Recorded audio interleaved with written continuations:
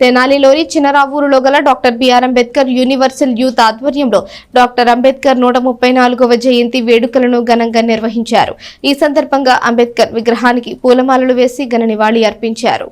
చంద్రావూరులోని doctor BR Ambedkar universal youth ఆధ్వర్యంలో జరిగిన doctor BR Ambedkar జయంతి వేడుకల్లో యూత్ అధ్యక్షులు న్యాయవాది పిల్లి Premraj, one town CI Mallikarjunarao, Tenali bar association అధ్యక్షులు బేతాళ ప్రభాకర్రావు పాల్గొని అంబేద్కర్ విగ్రహానికి పూలమాలలు వేసి నివాళులర్పించారు.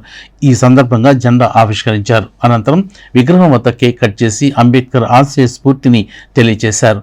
ఈ సందర్భంగా పేదలకు ఆహార పదార్థాల పొట్లాలను అందజేశారు.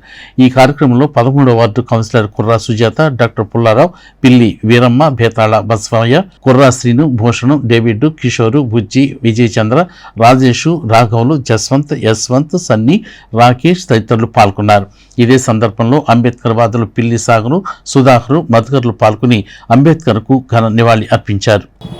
ఈరోజు ఒక పండుగ రోజు, నిజమైన పండుగ, అందరికీ కూడా ఒక నిజమైన పండుగ. అంబేద్కర్ గారి పుట్టినరోజు 134వ జయంతి జరుపుకోవడం మనందరికీ కూడా చాలా ఆనందకరం. అంబేద్కర్ గారు నిజంగా మనకి భారతదేశానికి ఒక పెద్ద కొడుకు లాంటి వాడు.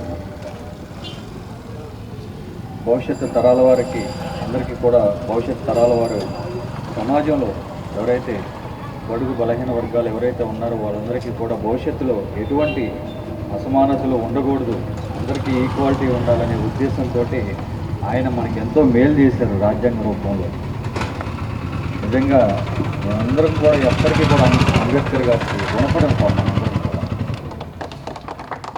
నేను ఒకటే చెప్పారు, ఒక నినాదం మనకి ఇక్కడ చంద్రావూరు గ్రామంలో ఈ యొక్క అంబేద్కర్ గారి స్టాట్యూ నిర్మించి 25 సంవత్సరాలు అయింది.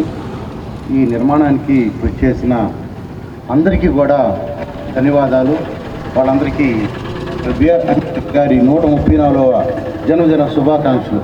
అంతేకాకుండా ఈ కార్యక్రమాన్ని ఇంత ఇదిగా గొప్పగా జరిపించడానికి ముందుకొచ్చిన మా న్యాయవాది పిల్లి ప్రేమరాజుకి ధన్యవాదాలు తెలియజేస్తూ, భారతరత్న డాక్టర్ బిఆర్ అంబేద్కర్ గారికి ఈరోజు 13వ చంద్రావూరులోని మరి యూనివర్సల్ యూత్ పిల్లి